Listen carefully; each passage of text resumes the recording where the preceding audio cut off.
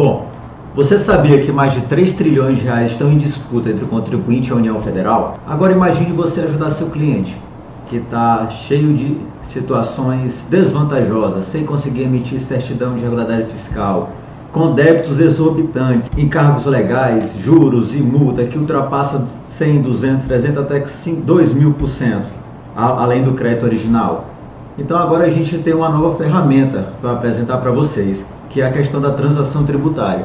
Então assim, você como advogado, contador, administrador, levar isso para o seu portfólio. A gente vê inúmeros escritórios apresentando uma solução que você traz essa redução via uma transação, seja por adesão ou seja individual.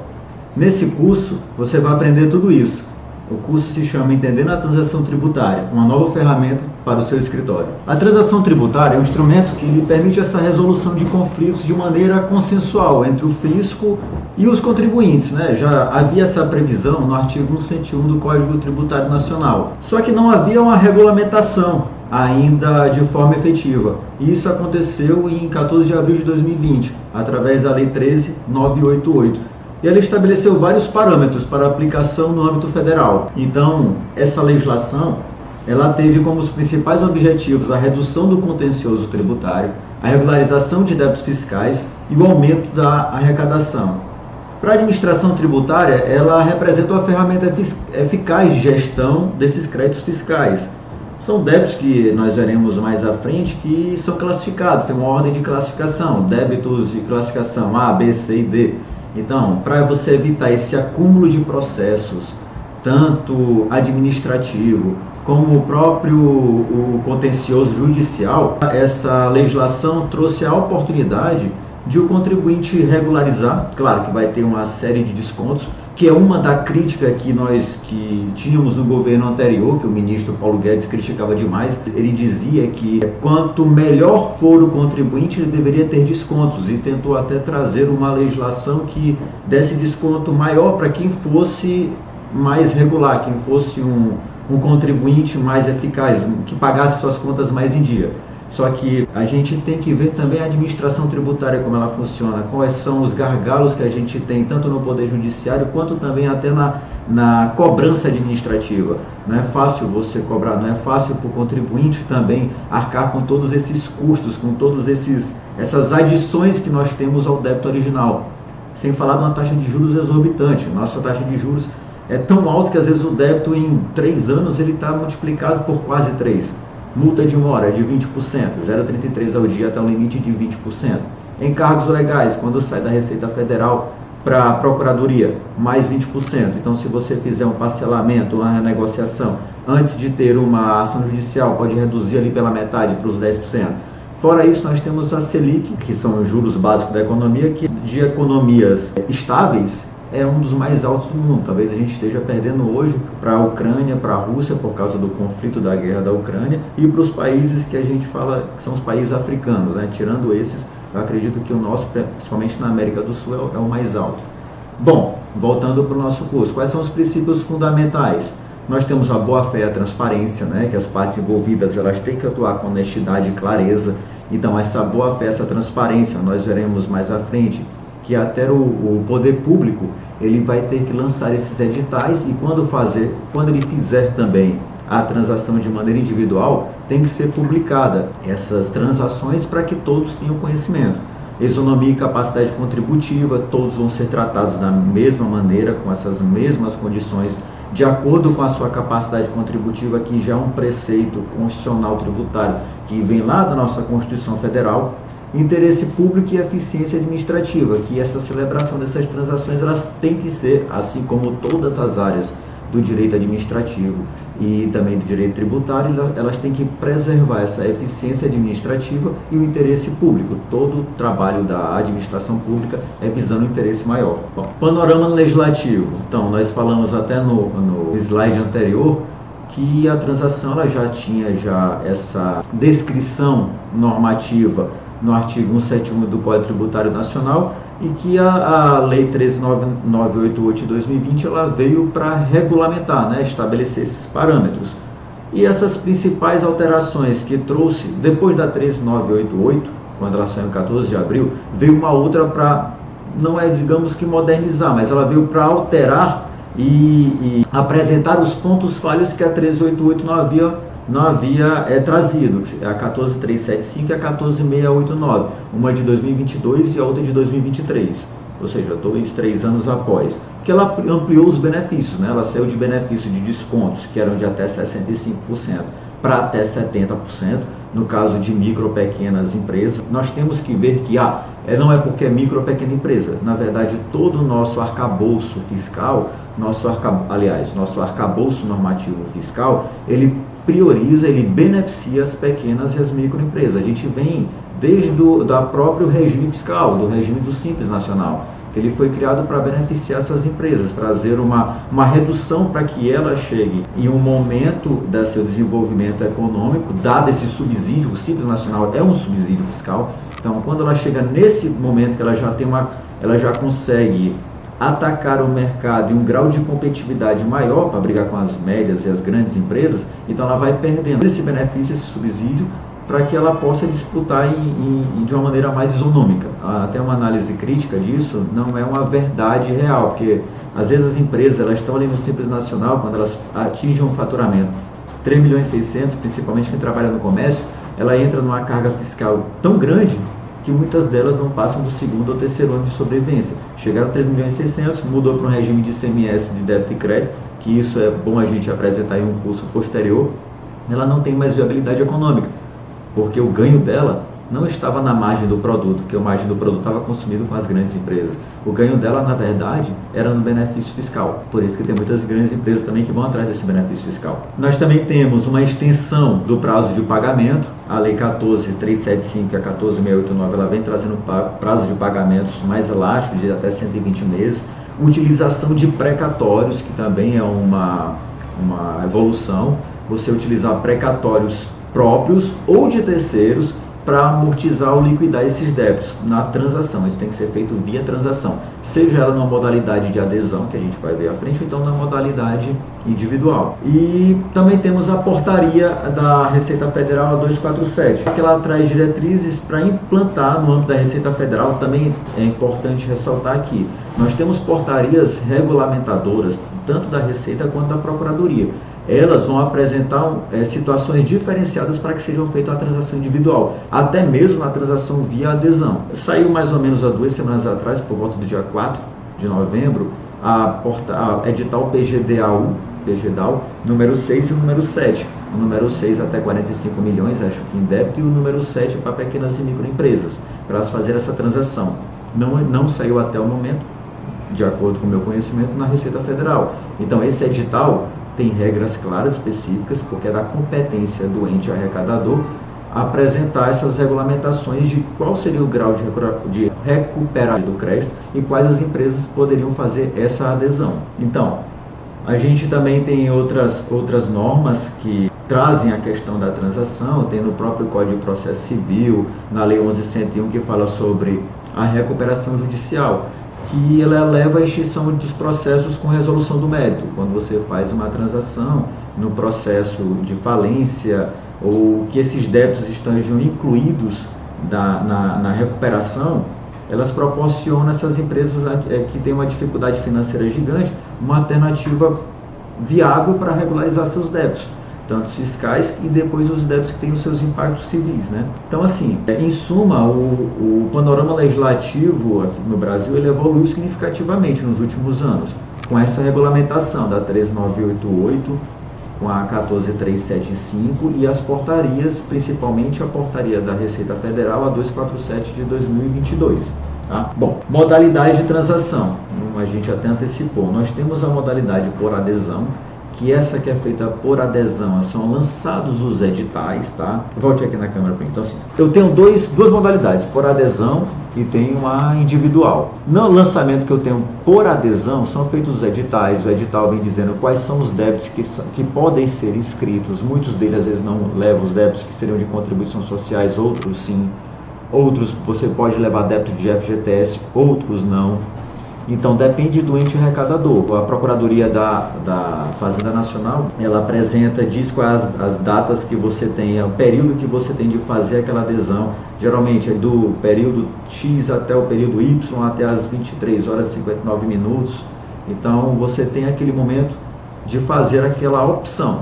É como o nome diz, é uma adesão, você não tem o que discutir. Na transação individual, que a gente vai ver mais à frente, a gente pode apresentar as características da empresa e solicitar para ver se vai ser atendido ou não, de acordo com o interesse público. O interesse público é esse que vai ser descrito também nessas portarias. Mais à frente a gente apresentará essas portarias, que vai dizer aquelas que poderão ser incluídas de acordo com o grau de recuperabilidade do crédito e também da situação da capacidade contributiva da empresa. A situação econômica dela é de suma importância para saber se vai ser feita, se vai ser deferido ou não esse pedido de transação individual, certo? Bom, voltando para o módulo sobre a modalidade de transação. Então, assim, a transação por adesão, ela vai ter no seu edital apresentar certas características, que é a objetividade. Então, de forma clara, o edital tem que definir quais são os critérios, os prazos e as condições. Ele tem que ser acessível para qualquer contribuinte, tá? Tem que reduzir custos de cobrança e carga de processo administrativo e judicial. Então, geralmente, a adesão é quando eles estão vendo que necessitam arrecadar, a arrecadação está minguando e que os números de processo administrativo estão crescendo de uma maneira exponencial. Então, olha, qual a única maneira que a gente tem de arrecadar situações que estão em discussão judicial? A gente também tem que ficar atento que muitos dos editais, eles apresentam como condição sine qua non para a concessão da transação via adesão, você desiste de discussões judiciais ou administrativas. Eu estou discutindo a exclusão da base de cálculo de tal tributo, só que eu fui lançado, eu fui cobrado, tem um auto de infração me cobrando, ele está suspenso porque eu entrei com a manifestação de inconformidade. Ou então eu estou discutindo no CARF, ou tem um mandado de segurança. Então lá no edital vai dizer que eu tenho que pedir desistência daquilo ali. Tem que ter a questão da previsibilidade para o contribuinte, ele tem que saber quais são as condições, quais são essa questão de previsibilidade. Tenho que dar uma entrada, muitos dos editais dizem que eu tenho que dar 5, 6, 10% de entrada, posso parcelar ou não essa entrada. Após isso eu vou dividir em 100, 114, 120 vezes. Então tudo isso vai ser descrito no edital. É publicado, a consulta do contribuinte. Para eu saber se tem aquele edital, eu vou fazer lá no portal do ECAC, na Receita, ou no Regularize da Procuradoria. A gente tem um portal do ECAC um pouco, como é que eu vou dizer, menos específico para isso, que nós temos, por exemplo, tem a edital, quando há a questão da transação feita por adesão, geralmente eles abrem um link lá em parcelamento, que você vai selecionar lá a transação que você quer, vai incluir os débitos, algumas vezes você já vai calcular aqueles débitos, vai dizer quanto é que é o montante, e só após eles vão fazer a homologação disso. O Regularize da Procuradoria não, ele já é melhor sistematizado, ele já pega todas as inscrições, já coloca os valores atualizados. Quando você vai carregando as próximas páginas, ele já apresenta quais são os descontos. Quando você vai também para uma transação de maneira individual, que não é por adesão, quando é no ECAC, você tem que solucionar a abertura de um processo administrativo. Você vai ter que ir lá no chat, abrir o pedido de um processo administrativo, apresentar quais são os débitos e esperar todo o trâmite do processo para ver o deferimento ou não. No Regularize já tem uma aba para que você faça essa transação, tanto normal quanto de maneira simplificada. Mais à frente a gente vai ver quais são essas diferenças entre maneira normal e maneira simplificada, certo? Bom, na transação individual, a gente falando um pouco mais célere, porque lá na frente vamos discorrer de uma maneira mais aprofundada, ela é proposta, a gente já sabe disso, pelo contribuinte para a administração pública. Eles vão deferir ou não de acordo com a relevância do débito, se o débito é de grande valor ou de uma alta complexidade, porque eu vou ter uma simplificada ou uma regular. Se for uma transação simplificada, ela é voltada para débito que é de menor complexidade, o procedimento ele é mais ágil, sem menos documento. Você facilita a regularização de contribuintes menores, que se você vai lá na portaria da Procuradoria da Fazenda Nacional, geralmente a simplificada é para débitos de 1 milhão até 10 milhões e o débito regular é acima de 10 milhões. E já na portaria da Receita Federal já não há essa limitação, então você tem que abrir, apresentar, mas existe todo um trâmite de acordo com a capacidade de pagamento e o histórico fiscal. Também temos a questão da transação para pequenos valores, que vai até 60 salários mínimos. Tá? Houve até uma alteração de um edital botando essa questão de pequenos valores até 100, 110 salários mínimos, só que a 13988 ela fala de até 60 salários mínimos. Então, se não houver nenhum outro edital, a 13988 só bota como valores de pequenos valores para a transação, débitos com até 60 salários mínimos, que eu posso conseguir de uma maneira já descrita na norma até 50% de desconto nas multas e nos juros, e um parcelamento facilitado. Bom, falando sobre transação por adesão, saiu agora, dia 4, foi publicado 2 portarias. 2 editais, na verdade, o edital PGDAL número 6 e PGDAU número 7.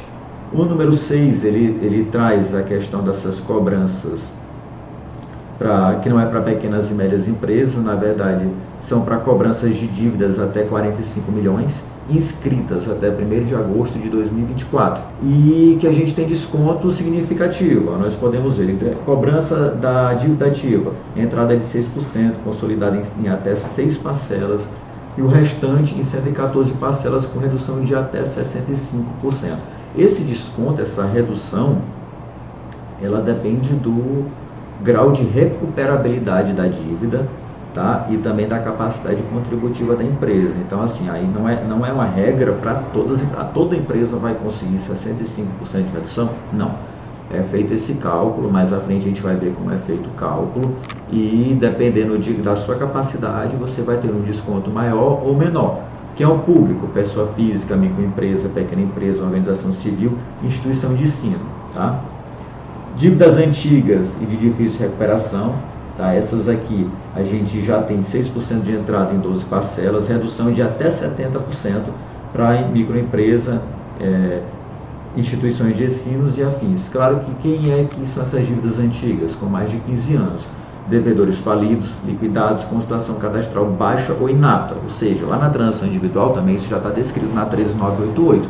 Todas esse público que está com essas dívidas com mais de 15 anos, que está falido, liquidado, ou que entra em recuperação judicial, ele já vai ter um desconto maior para fazer essa transação, tanto nessa modalidade por adesão, quanto a modalidade feita de maneira individual, tá bom? Nós temos o contencioso de pequeno valor, você pode ver ali também que lá na própria edital está dando dívida de até 60 salários mínimos, usando o mesmo regramento que vem da 13988, e as inscrições são garantidas por seguro ou carta-fiança, que estão dando esse parcelamento de até 12 vezes, ou seja, então depende muito. Você tem que abrir o seu portal lá do Regularize, verificar se você tem ou não a capacidade. Se você não tiver a capacidade contributiva que eles estão apontando, você tem como entrar com um processo administrativo para discutir e até reformar essa capacidade contributiva.